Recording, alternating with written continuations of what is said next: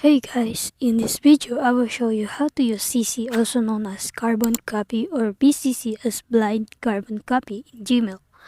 You can use this if you want to send email to other person but they are not the primary target.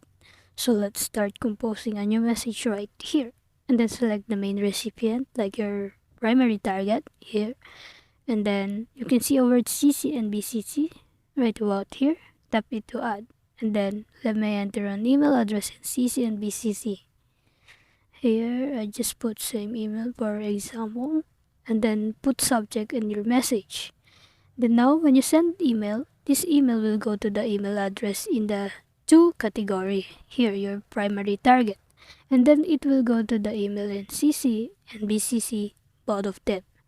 But the person who are in this CC, these persons, they will see to whom other persons that same email is sent. And the person in BCC, this won't be able to know to whom other person the same email is sent. They just receive only the email, but they won't be able to know to whom it was sent. So that's how to use CC and BCC in Gmail. If you found this video helpful, please don't forget to leave a like and subscribe. Thank you.